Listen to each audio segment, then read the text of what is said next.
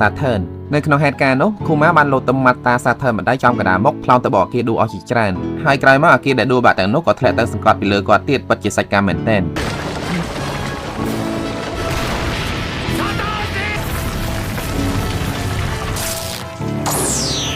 ในពេលដែលឃើញគូម៉ាហ៊ានវាយតាសាធើដែលជាអេលដឺម្នាក់ក្នុងចំណោមអេលដឺទាំង5អញ្ចឹងក្រុមកងបរិញ្ញាអត់ជឿផ្នែកខ្លួនឯងសោះដោយសារតែគូម៉ាហ្នឹងគឺជាវណ្ណៈទាសកហ៊ានទៅវាយវណ្ណៈដែលខ្ពស់ជាងគេនៅក្នុងរឿង One Piece បន្ទាប់ពីបានវាយតាសាធើជួយបននេះហើយគូម៉ាបានទន់ជង្គង់ហើយនៅឆ្កឹងមួយកន្លែងលែងកម្រើកចំណែកបននេះវិញនៅតែតហោយំអត់ដឹងថាត្រូវធ្វើអីទេពេលឃើញអាកាសល្អអញ្ចឹង Sanji Frankie ហើយនិង Atlas បានសម្រុកចូលទៅជួយបននេះហើយនិងគូម៉ាដើម្បីនាំគ្នាគេចេញពីកោអ៊ីហេនឲ្យបានឆាប់បំផុតតែក្រោយមកក៏បានបង្ហាញដំណើរវិញនៅពេលដែលឃើញគូម៉ាចាប់ផ្ដើមកម្រើកហើយដើរទៅរកបននេះពេលឃើញអញ្ចឹងដុកទ័រវេកាផាំងក៏មានការងើយឆ្ងល់ណាស់ដែរដោយសារតែគាត់បានលុបភាពជាមនុស្សរបស់គូម៉ាចេញពីខ្លួនអស់ហើយមិនដឹងថាហេតុអីគូម៉ានៅតែចាំបននេះបានទៀតនៅពេលនោះគូម៉ាបានប្រើបាតដៃដ៏ធំរបស់គាត់ទៅទ្របននេះយកមកអបជាប់ទ្រូងរបស់គាត់វាគឺជារូបភាពមួយដែលមើលទៅគួរឲ្យរំភើបចិត្តយ៉ាងខ្លាំងពេលដែលប៉ាកូនរបស់ពួកគេទាំងពីរនាក់បានជួបគ្នាវិញអញ្ចឹងចំណែកដុកទ័រវេកាផាំងបានគិតក្នុងចិត្តខ្លួនឯងថាគូម៉ាមិនសមអាចកម្រើកបានអញ្ចឹងទេប៉ុន្តែមិនដឹងតាសាធើបានបិទកងតាក់គូម៉ារួចទៅហើយតាមពិតទៅតាសាធើបញ្ជាដុកទ័រវេកាផាំងដាក់កងតាក់ក្របបែកអត្តឃាតនៅក្នុងខ្លួនរបស់គូម៉ាតែដុកទ័រវេកាផាំងបានលួចដូរមកដាក់ត្រឹមកងតាក់បិទកំឲ្យដំណើរការ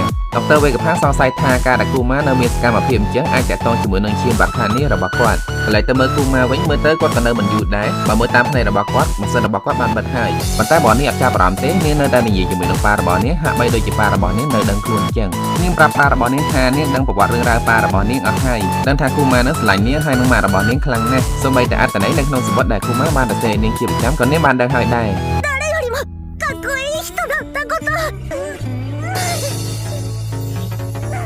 កាត់ទៅមើលក្រុមម៉ារីនវិញពេលនេះពួកគេកំពុងតែសម្រុកចូលទៅកាយគោះអគារបាក់បែកដើម្បីជួយតាសាធើឲ្យចេញមកវិញប៉ុន្តែតាសាធើពិតជាខ្លាំងណាស់មិនចាំបាច់ឲ្យពួកគេជួយទេគឺគាត់អាចរើខ្លួនចេញពីកំណត់បាក់បែកបានដោយខ្លួនឯង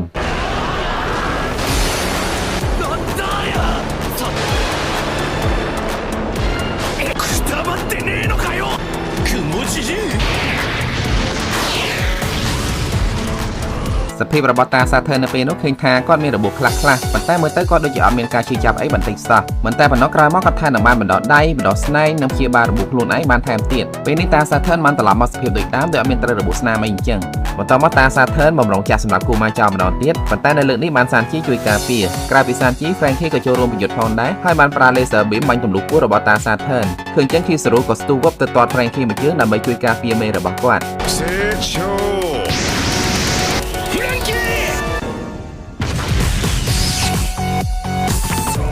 ភ្លាមនោះដែរបននេះបានមកប្រាប់ដុកទ័រវេកាផាំងថាប៉ារបស់នាងអត់កម្រើកទេហើយដុកទ័រវេកាផាំងក៏បញ្ជាឲ្យអេឡាស់ជួយសែងគូម៉ាទៅឡាបូហើយក៏ប្រាប់ឲ្យសានជីនិងហ្វ្រេងគីតាមទៅជួយការពារផងដែរនៅនឹងទៅឲ្យគាត់ជាអ្នកចាត់ការនៅពេលនោះគីសារូចង់ប្រើ Laser Beam បាញ់ប្រហារពួកគេពីក្រោយប៉ុន្តែតាសាធើប្រាប់ថាមិនចាំបាច់នោះទេនិយាយនោះមិនមែនមានន័យថាតាសាធើព្រមដោះលែងពួកគេនោះទេគឺគាត់បានបញ្ជាឲ្យក្រុមម៉ារីនចាប់ផ្ដើមរៀបចំប្រើ Buster Call ដើម្បីបាញ់កំទេចកោ Egghead ចោលតែម្ដងគ្រាន់តែបានទទួលបញ្ជាភ្លាមក្រុមម៉ារីនក៏រត់ទៅរកគូរបស់ពួកគេរៀងៗខ្លួនដើម្បីបញ្ជាពីគ្រោះថ្នាក់ដល់ជីវិតនៅពេលនោះក៏មាន Vice Admiral ម្នាក់ទៅប្រាប់តាសាធើឲ្យ